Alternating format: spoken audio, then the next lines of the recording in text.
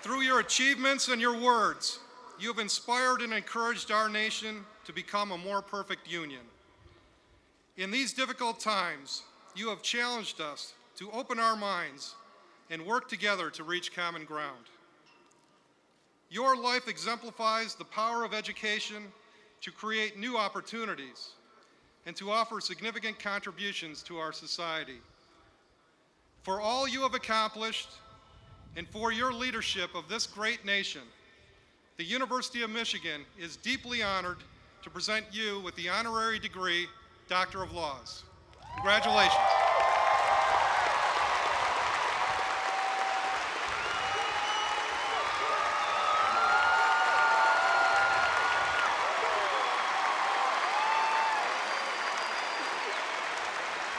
By the authority of the state of Michigan, vested in the Board of Regents and by them delegated to me, I now confer upon you, Barack H. Obama, the degree Doctor of Laws, and admit you to all of its rights, honors, and privileges.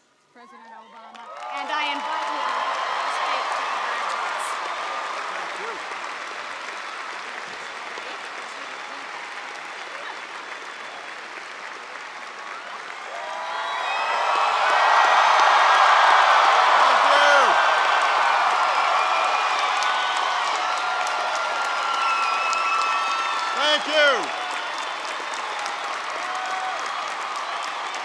Thank you very much. Thank you.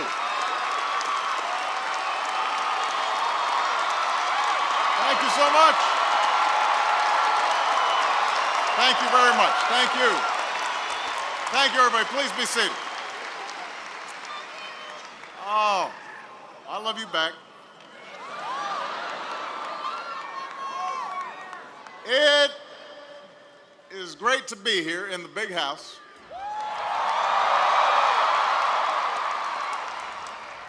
And so may I say, go blue.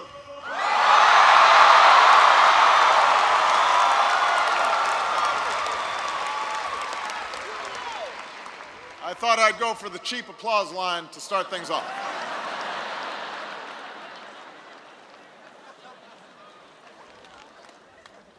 Good afternoon, President Coleman, the Board of Trustees, to faculty, parents, family, and friends of the class of 2010. Congratulations on your graduation, and thank you for allowing me the honor of being a part of it.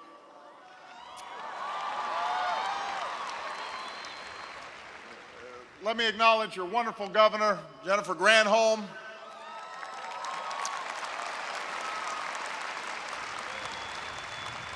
your mayor, John Heafjay, and all the members of Congress who are here today.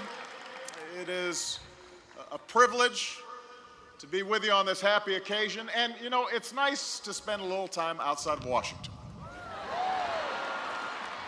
Now, don't get me wrong. Washington is a beautiful city.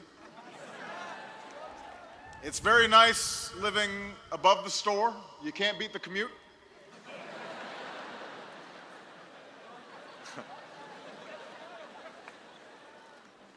It's just sometimes all you hear in Washington is the clamor of politics, and all that noise can drown out the voices of the people who sent you there. So when I took office, I decided that each night I would read 10 letters out of the tens of thousands that are sent to us by ordinary Americans every day. This was my modest effort to remind myself of why I ran in the first place. And some of these letters tell stories of heartache and struggle. Some express gratitude. Some express anger. I'd say a good solid third call me an idiot, which is how I know that I'm getting a good representative sample.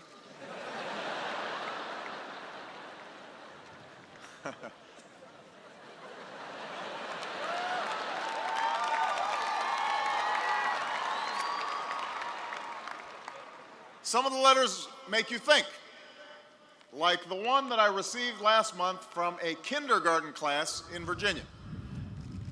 Now, the teacher of this class instructed the students to ask me any question they wanted. So one asked, "How do you do your job?" Another asked, "Do you work a lot?"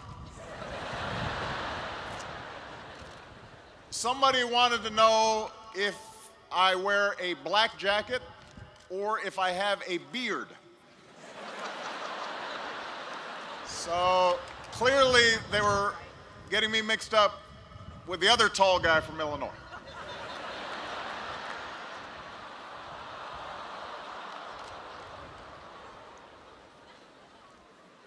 And one of my favorites was from a kid who wanted to know if I lived next to a volcano. I'm still trying to piece the thought process on this one.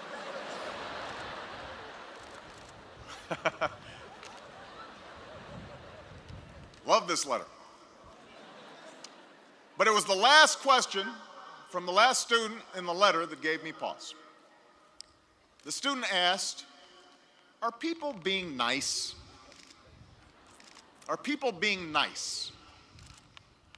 Well, if you turn on the news today, or yesterday, or a week ago, or a month ago, particularly one of the cable channels, you can see why even a kindergartner would ask this question.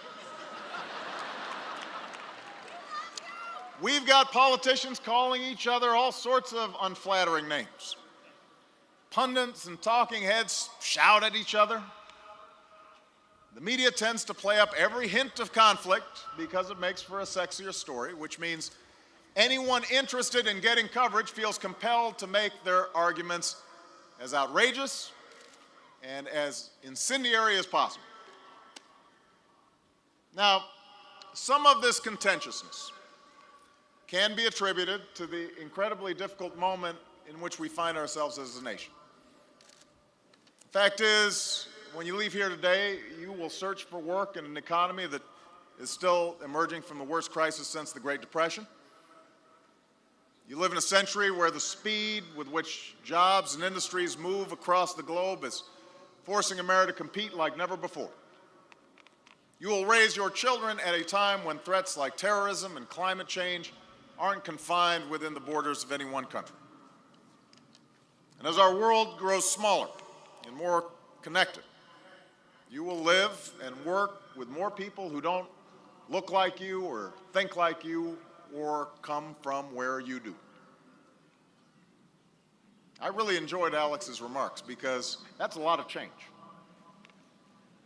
And all these changes, all these challenges inevitably cause some tension in the body politic. They make people worry about the future. And sometimes they get people riled up. But I think it's important that we maintain some historic perspective. Since the days of our founding, American politics has never been a particularly nice business. It's always been a little less genteel during times of great change. A newspaper of the opposing party once editorialized that if Thomas Jefferson were elected, murder, robbery, rape, adultery, and incest will be openly taught and practiced. Not subtle. Opponents of Andrew Jackson often referred to his mother as a common prostitute, which seems a little over the top.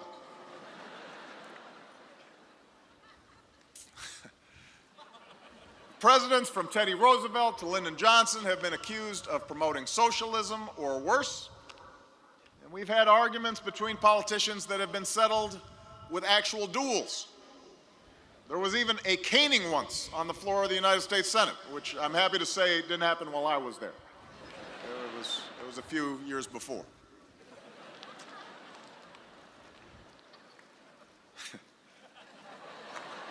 The point is, politics has never been for the thin-skinned or the faint of heart.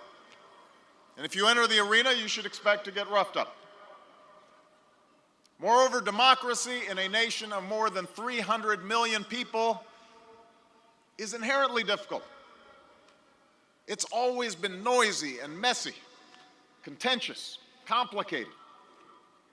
We've been fighting about the proper size and role of government since the days the framers gathered in Philadelphia. We've battled over the meaning of individual freedom and equality since the Bill of Rights was drafted.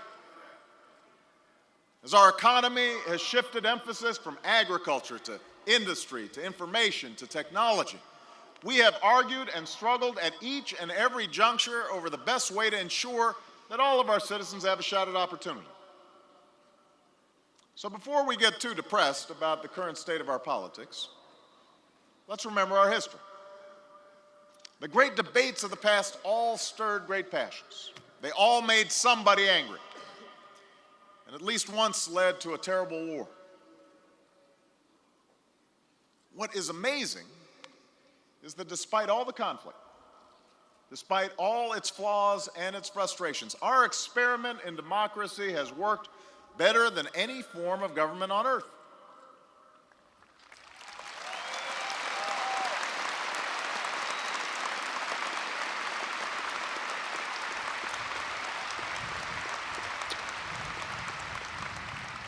On the last day of the Constitutional Convention, Benjamin Franklin was famously asked, well, doctor, what have we got?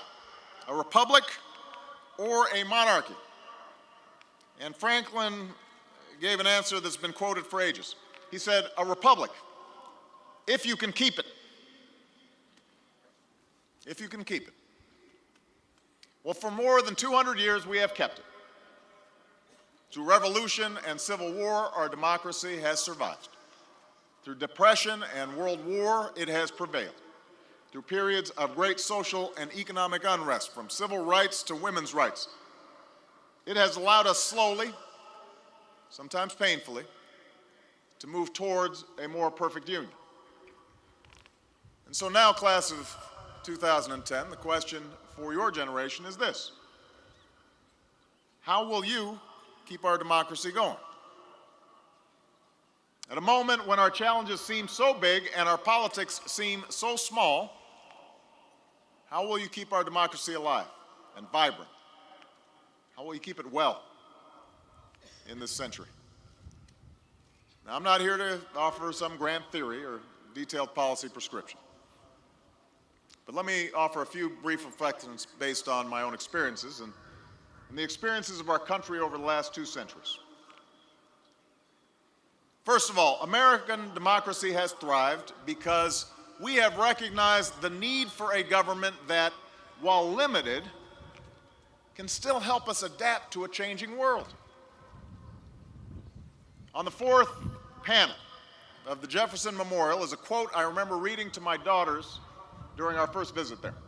It says, "I am not an advocate for frequent changes in laws and constitutions, but with the change of circumstances, institutions must advance also to keep pace with the times." The democracy designed by Jefferson and the other founders was never intended to solve every problem with a new law or a new program. Having thrown off the tyranny of the British Empire, the first Americans were understandably skeptical of government. And ever since, we've held fast to the belief that government doesn't have all the answers. We have cherished and fiercely defended our individual freedom. That's a strand of our nation's DNA. But the other strand is the belief that there are some things we can only do together as one nation, and that our government must keep pace with the times.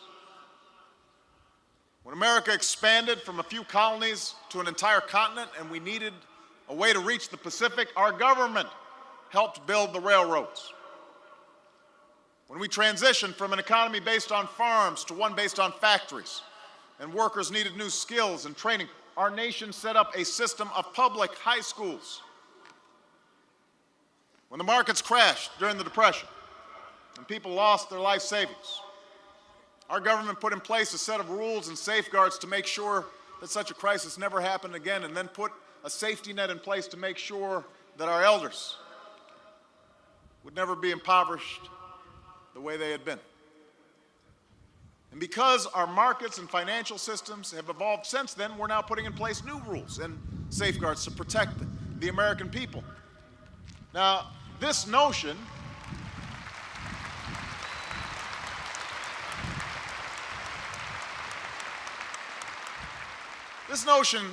class, hasn't always been partisan.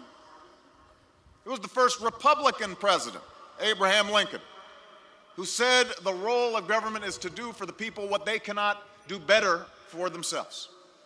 And he'd go on to begin that first intercontinental railroad and set up the first land-grant colleges. It was another Republican, Teddy Roosevelt, who said the object of government is the welfare of the people. And he's remembered for using the power of government to break up monopolies and establish our national park system.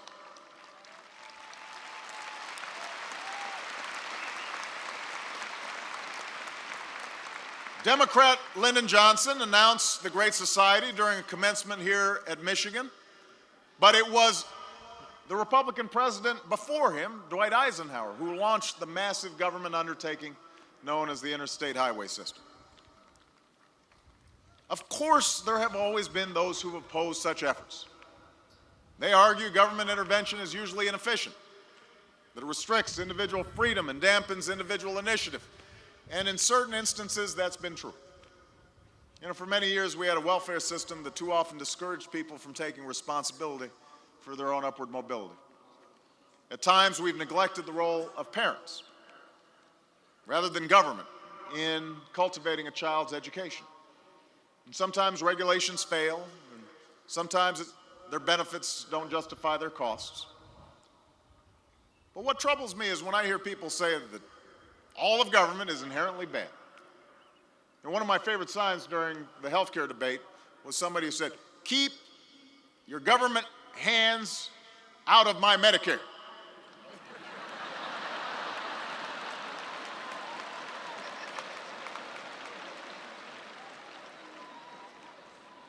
Which is essentially saying, keep government out of my government-run healthcare plan. You know, when our government is spoken of as some menacing, threatening, foreign entity, it ignores the fact that in our democracy, government is us. We, the people, hold our...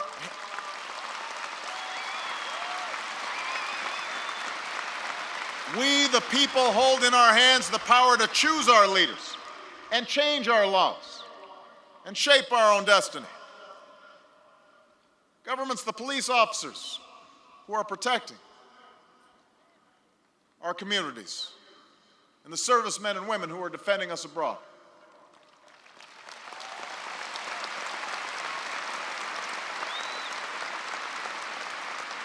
Government is the roads you drove in on and the speed limits that kept you safe. Government is what ensures that mines adhere to safety standards and that oil spills are cleaned up by the companies that caused them.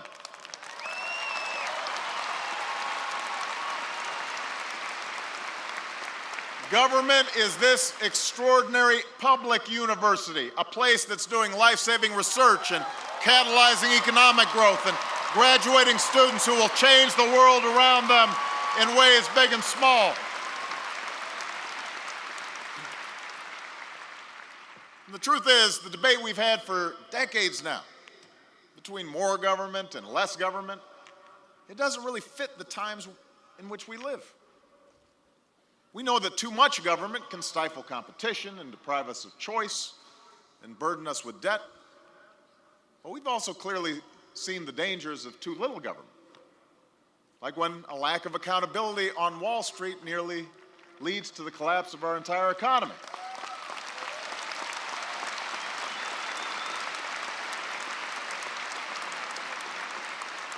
So, class of 2010, what we should be asking is not whether we need big government or a small government, but how we can create a smarter and better government. Because in an era of iPods and TiVo, where we have more choices than ever before, even though I can't really work a lot of these things. But I have 23-year-olds who do it for me. Government shouldn't try to dictate your lives, but it should give you the tools you need to succeed. Government shouldn't try to guarantee results, but it should guarantee a shot at opportunity for every American who's willing to work hard.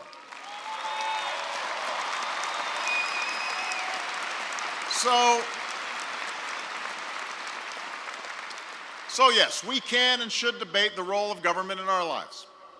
But remember, as you are asked to meet the challenges of our time, remember that the ability for us to adapt our government to the needs of the age has helped make our democracy work since its inception. Now, the second way to keep our democracy healthy is to maintain a basic level of civility in our public debate. These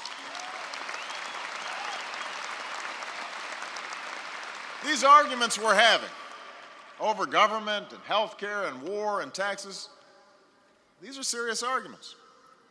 They should arouse people's passions. And it's important for everybody to join in the debate with all the vigor that the maintenance of a free people requires. But we can't expect to solve our problems if all we do is tear each other down. You can disagree with a certain policy without demonizing the person who espouses it. You can question somebody's views and their judgment without questioning their motives or their patriotism.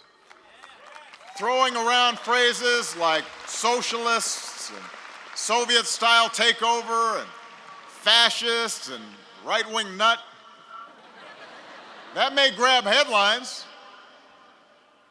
but it also has the effect of comparing our government, our political opponents, to authoritarian, even murderous regimes. Now, we've seen this kind of politics in the past. It's been practiced by both fringes of the ideological spectrum, by the left and the right, since our nation's birth, but it's starting to creep into the center of our discourse. And the problem with it is not the hurt feelings or the bruised egos of the public officials who are criticized. Remember, they signed up for it. Michele always reminds me that. The problem is that this kind of vilification and over-the-top rhetoric closes the door to the possibility of compromise. It undermines democratic deliberation. It prevents learning, since after all, why should we listen to a fascist or a socialist or a right-wing nut or a left-wing nut? It makes it nearly impossible for people who have legitimate but bridgeable differences to sit down at the same table and hash things out. It robs us of a rational and serious debate, the one we need to have about the very real and very big challenges facing this nation. It coarsens our culture, and at its worst, it can send signals to the most extreme elements of our society that perhaps violence is a justifiable response. So what do? As I found out after a year in the White House, changing this type of politics is not easy. And part of what civility requires is that we recall the simple lesson most of us learned from our parents. Treat others as you would like to be treated, with courtesy and respect.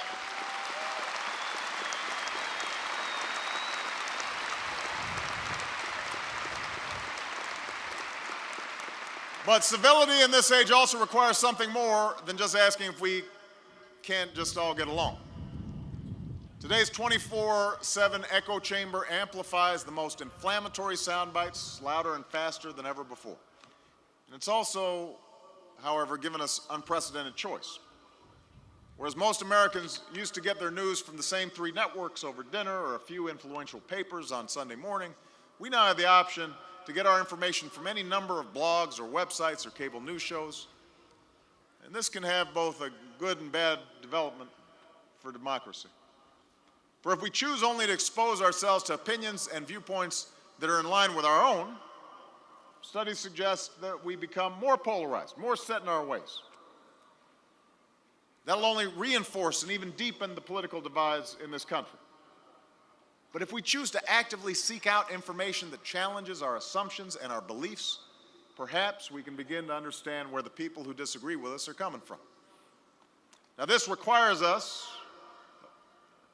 to agree on a certain set of facts to debate from. That's why we need a vibrant and thriving news business that is separate from opinion makers and talking heads.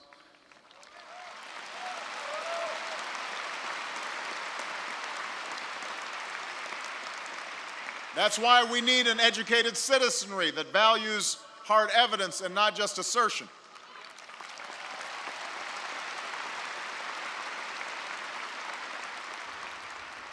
As Senator Daniel Patrick Moynihan famously once said, everybody is entitled to his own opinion, but not his own facts. Still, if you're somebody who only reads the editorial page of the New York Times, try glancing at the page of the Wall Street Journal once in a while. If you're a fan of Glenn Beck or Rush Limbaugh, try reading a few columns on the Huffington Post website. It may make your blood boil. Your mind may not be changed. But the practice of listening to opposing views is essential for effective citizenship. It is essential for our democracy.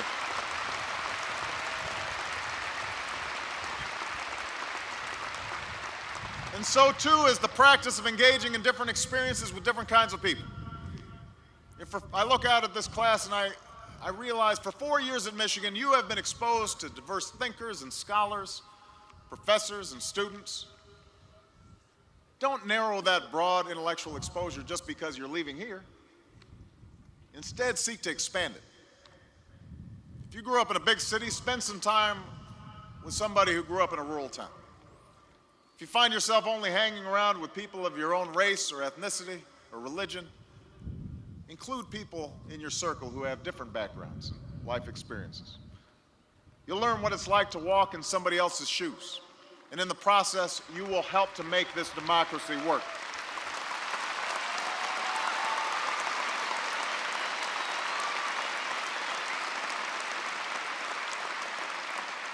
Which brings me to the last ingredient in a functioning democracy, one that's perhaps most basic, that has already been mentioned, and that is participation.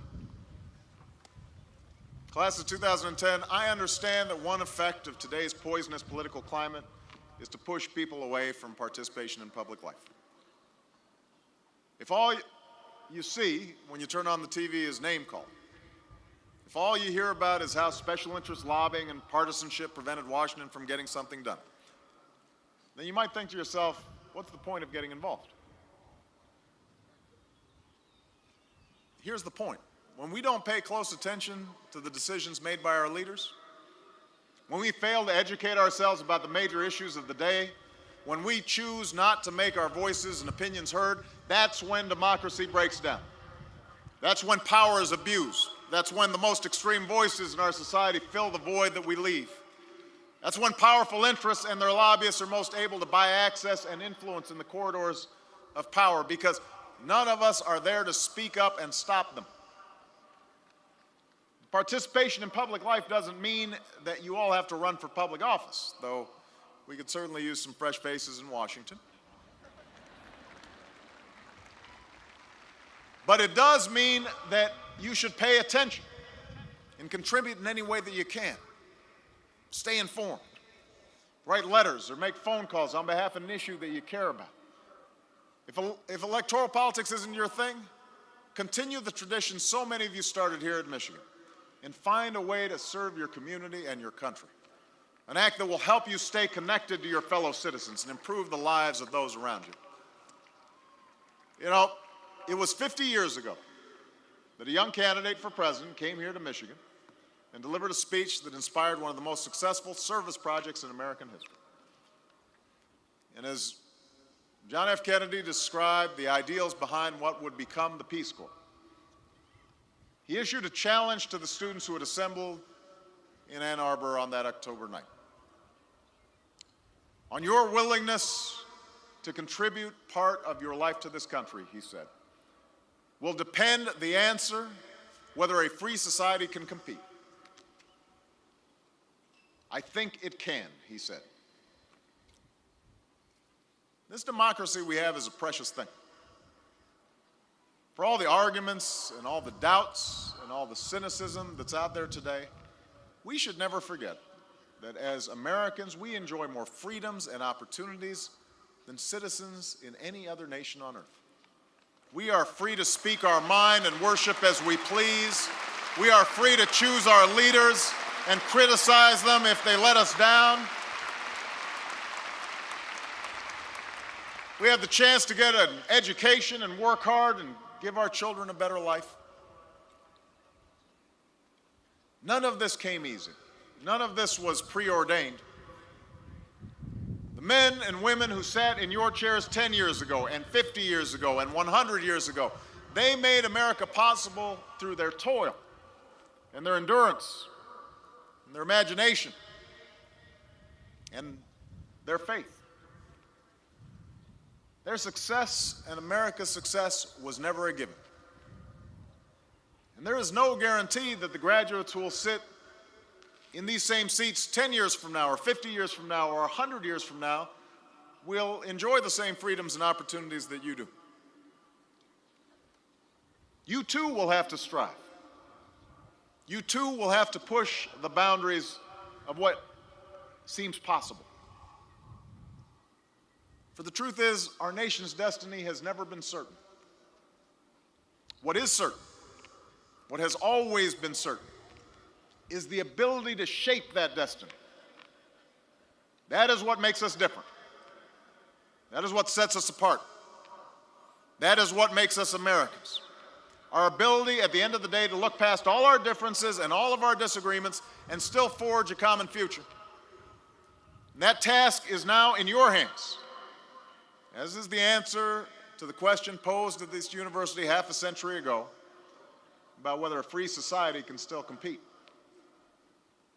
If you are willing, as past generations were willing, to contribute part of your life to the life of this country, then I, like President Kennedy, believe we can, because I believe in you. Congratulations on your graduation 2010. May God bless you, and may God bless the United States of America. Thank you.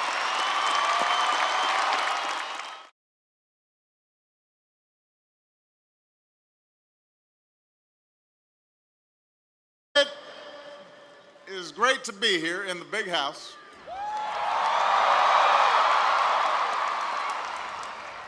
And so may I say, go blue.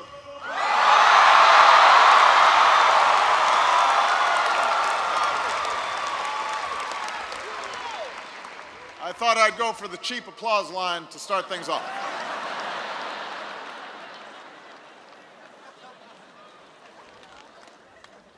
Good afternoon, President Coleman, the Board of Trustees, to faculty, parents, family, and friends of the class of 2010. Congratulations on your graduation, and thank you for allowing me the honor of being a part of it.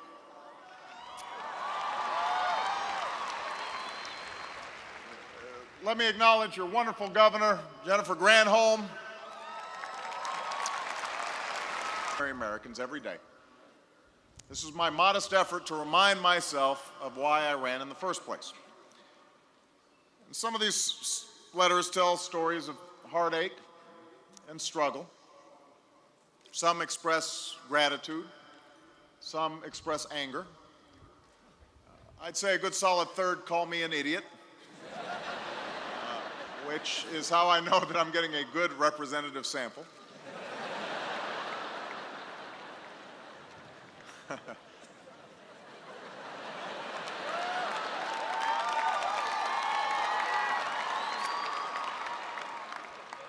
Some of the letters make you think, like the one that I received last month from a kindergarten class in Virginia. Now, the teacher of this class instructed the students to ask me any question they wanted. So, one asked, "How do you do your job?" Through your achievements and your words, you have inspired and encouraged our nation to become a more perfect union. In these difficult times, you have challenged us to open our minds and work together to reach common ground. Your life exemplifies the power of education to create new opportunities and to offer significant contributions to our society. For all you have accomplished and for your leadership of this great nation, the University of Michigan is deeply honored to present you with the honorary degree, Doctor of Laws. Congratulations.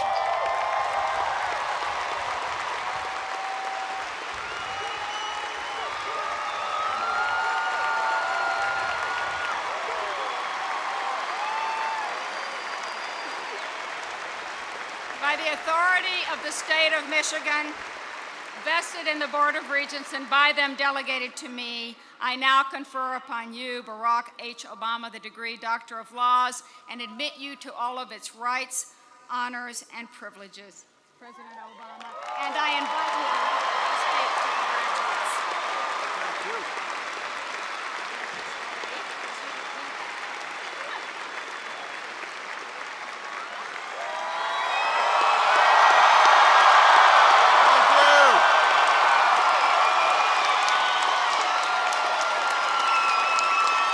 Thank you. Thank you very much. Thank you. Thank you so much. Thank you very much. Thank you. Thank you, everybody. Please be seated. Oh, I love you back.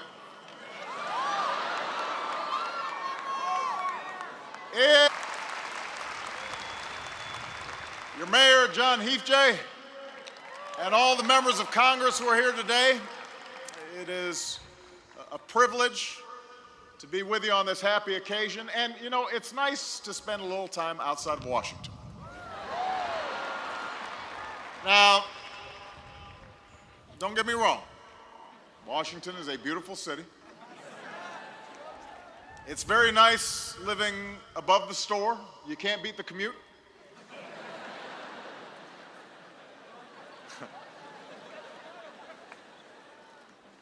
It's just sometimes all you hear in Washington is the clamor of politics, and all that noise can drown out the voices of the people who sent you there. So when I took office, I decided that each night I would read 10 letters out of the tens of thousands that are sent to us by ordinary